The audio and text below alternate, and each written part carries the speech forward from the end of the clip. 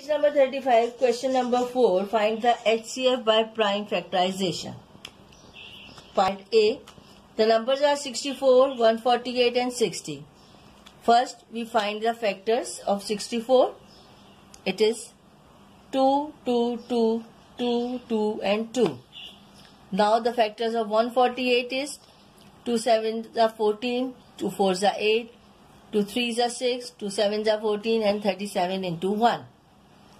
Factors of 60, 2, 2, 3 and 5. Then we write all the factors of 64, 148 and 60. Then mark the common factors. It is 2 and 2. The common factors in this are 2 and 2, and the highest common factor is when we multiply both common factors, we got the highest common factor, it is 4. Now you can complete question number 4, part A, B, C and D in your notebook by the help of this example. Now page number 36, question number 6, you have to solve part A, C and E in your notebooks. I will explain part E for you. Using division method, find the HCF of the following numbers. The numbers are 35, 42 and 77. First, we take the biggest number, it is 77, and after this 42. Divide 77 by 42, 42 by 1, it is 42, remainder is 35. Again, the remainder, with the remainder divide 42, 35 ones are 35 and the remainder is 7. Now again 35 divided by the remainder and 35 divided by 7, it is 7 5s are 35 and here is no remainder is left. Now with 7 we have to divide again the third number, smallest number. Again 35 is divided by 7, 7 5s are 35 and it has no remainder left. So the HCF of 35, 42 and 77 is the 7. The last divisible of the numbers. So the HCF of 35, 42 and 77 is equals to 7. The last number, and you have to complete part A, C and E in your notebook. Now question number 7, page number 36. You have to solve part A, C and E. I will solve part C for you. Find the LCM of the following using division method. First you write all the number in this way. Then with the smallest number write 2. 25 remains same, 2 9s are 18, 2 18s are 36, 2 20s are 40. Again 2, 25 remains same, 9 remains same, 2 9s are 18, 2 10s are 20. Then with 3, again with 3, 2, 5, 5. All these are the numbers which we have to multiply to get the LCM. 2 into 2 into 3 into 3 into 2 into 5 into 5. After multiplying all these numbers, we got the answer which is 1800 and which is our LCM and it is our answer. You have to solve part A, C and E in your notebook by the help of this example. Now page number 36, word problems. Question number 1. There are some pieces of wood 18 meters, 30 meter and 12 meter long. The carpenter wants to cut them into equal sizes. What size should he cut them to avoid wastage of wood? What we have to use? We use the division method to get the answer. Now first write the question from the book in your notebook. Then start the solution. The numbers are 18, 30 and 12. We have to use the division method. First the biggest number and second biggest number we have to divide it with this. 18 into 1, 18, 12 is remaining. Again 18 divided by 12. 12 into 1, remaining 6.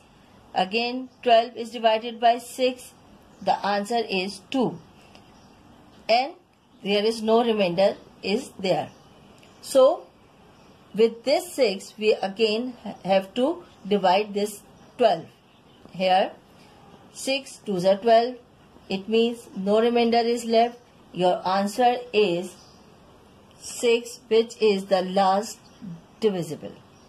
So write the answer in this form and solve word problem 2 and 3 by yourself by the help of this example. Now students, write your homework, page number 12 in your notebook, page 21, questions 6 and 7 in your notebook, and write 2 till 15 times table. It is your homework. You have to complete it, all these work in your notebooks. Assalamualaikum warahmatullahi wabarakatuh. Now students, start lesson 4 part B. Now we start geometry and angles. All of you know that angle is a figure formed by two rays meeting at a common end point. Like this, it is a one ray, and if another ray meet at a same point, this is called an angle. Now I will define types of an angle. Acute angle. An acute angle is less than 90 degrees. When we use a protractor, by the help of it, we can easily define like this. If we place a protractor on a common end point, we can find that the angle is less than 90 degrees. So the angle which is less than 90 degree is an acute angle. Now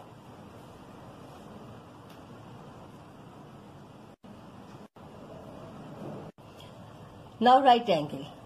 A right angle is equal to 90 degrees. So how we can find it? By placing a protractor, the meeting point, it is exactly 90 degrees. So the angle which is equal to 90 degrees is called an right angle.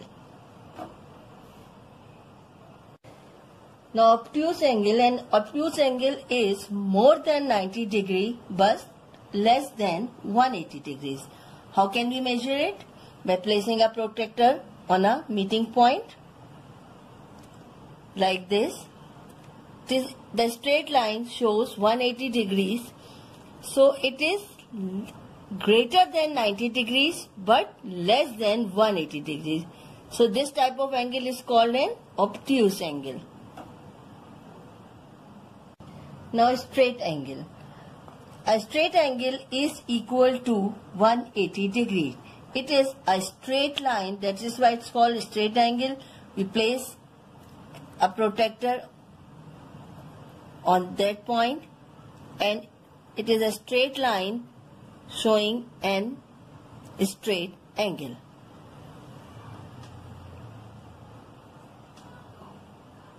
Now reflex angle. A reflex angle is more than 180 degrees. It means when we put a protractor on a meeting point, the straight line shows an angle which is straight, and the angle which is greater than 180 degrees means it is below the line. This angle is called an reflex angle. Now students, write definitions of acute angle, right angle, obtuse angle, straight angle and reflex angle in your geometry notebook.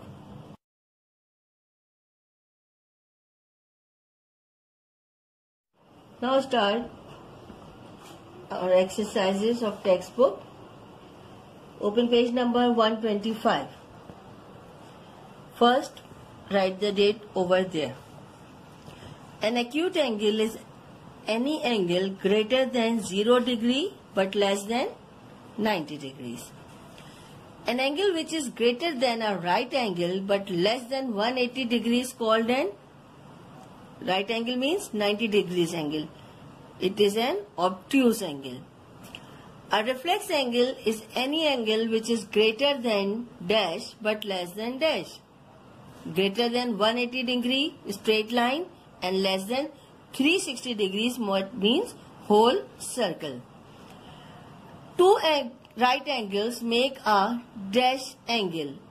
Two right angles make a straight angle like this. One right angle, two right angle. It makes a straight angle. The arms of a right angle meet each other at which point? 90 degrees. Now question number 2. State whether the following are true or false. A reflex angle is greater than 180 and less than 360. Yes, it is true. The sum of all angles on a line add up to 180 degrees. Yes, it is true. We make a straight line which is equals to 180 degree. An angle at a point add up to 180 degrees. No, it is false. The point where two arms of an angle meet is called vertex. Yes, it is true. The point like this where two angles meet, this point is called a vertex. There are 90 degrees in a straight angle? No. In a straight angle, it is 180 degrees. Now question number 3. Select the correct answer from the given option. An angle greater than 0 and less than 90 degree is an acute angle. An angle greater than 180 but less than 360 is reflex angle. The magnitude of a reflex angle adjacent to angle ABC, which is, it is 360 degrees. An angle with a magnitude 360 degrees minus 252 degrees is obtuse angle. It is less than 90 degrees. Now complete question 1, 2 and 3 in your textbook. Now question number 4. You have to measure the following angles with the help of a protractor. It is a protractor. You have to measure the angles by the help of this. First, meet this point on this point like this.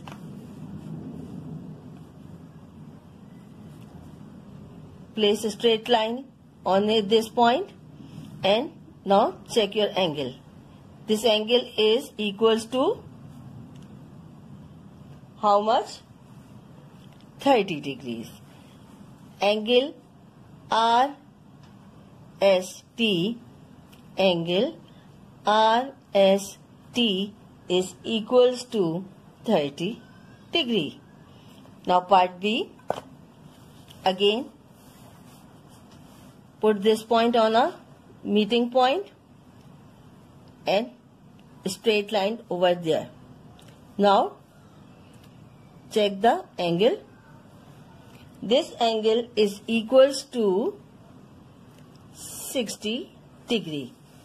It means how we write it? Angle ABC is equals to 60 degree. Now complete part A, B, C, D, E and F with the help of the examples. Now question number 7. Calculate these reflex angles using a protractor.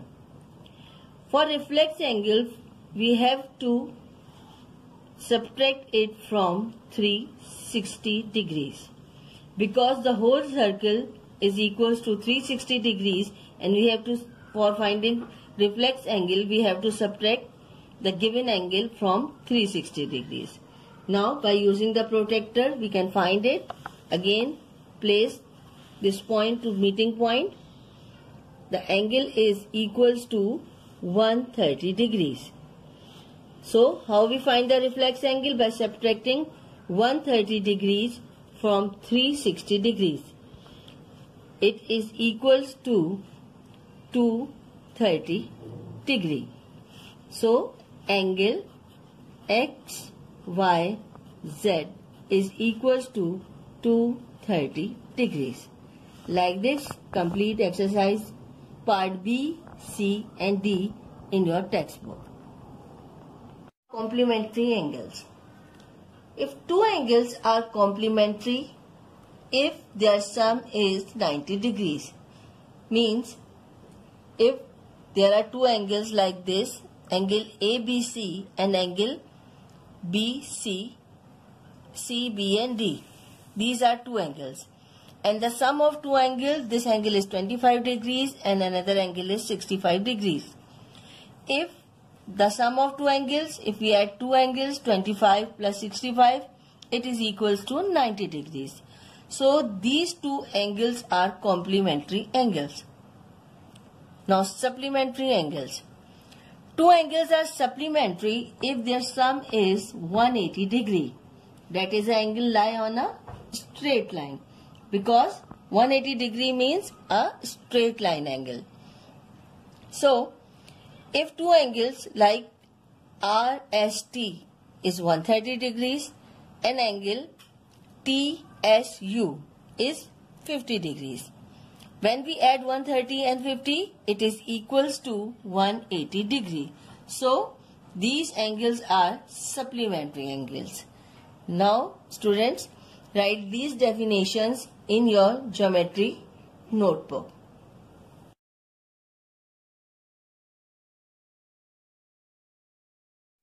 Now open page number 129, write the date over there.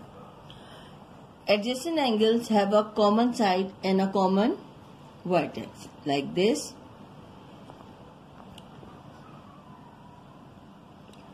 Now, if the sum of two angles is 90 degree, then the angles are complementary angles.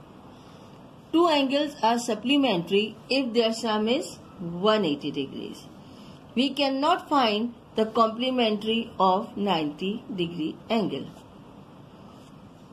If an angle is 85 degree, its supplementary angle will be subtracted from 180 and it is 95 degrees. Now question number 2. State whether the following are true or false.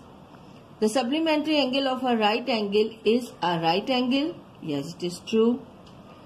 The complementary angle of 50 is 140. No, it is not 140. Adjacent angles, they share a common vertex. Yes, it is true. If angle ACB is equals to 120 degree and angle KLM is equals to 60 degree, then they are supplementary. Yes, it is, because the sum of these two angles are 180 degrees. The supplementary angle of an acute angle is also an acute angle. No, it is false. It is not an acute angle. Now question number 3. Select the correct answers from the given option. The supplementary angle of 70 degree is 110 degrees, because sum of this is 180 degree. Angle XYZ is equals to 40 degree and angle PQR is equals to 60 degree are not adjacent because they don't have a common vertex. Vertexes are changed over there. Complementary angles are sum of 90 degrees. The complementary angle of 10 is 80 degrees, because the sum of 80 and 10 is 90 degrees. 100 degree and 80 degrees angles are supplementary angles.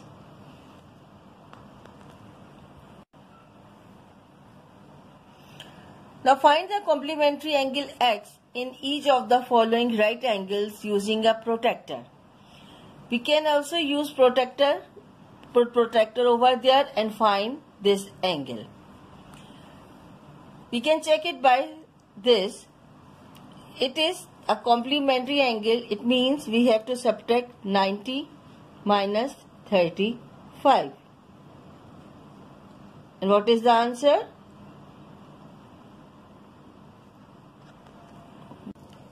Now by the help of the protractor, how we find it?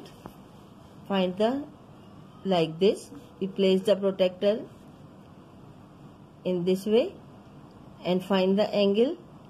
It is 55. We can check it by this, 90 minus 35, the remaining angle is 55 degrees. Solve part B and C with the help of this example. Now question number 7. Find the value of y in the given set of supplementary angle. Supplementary angle is the sum of two angles which is equals to 180 degree. So what we have to do, we subtract this angle from 180 degrees and we find the another angle. In this case, when we subtract 180 minus 44, it is 136. Y is equals to 136 degree. In this way, complete part B, C, D, E and F in your textbooks.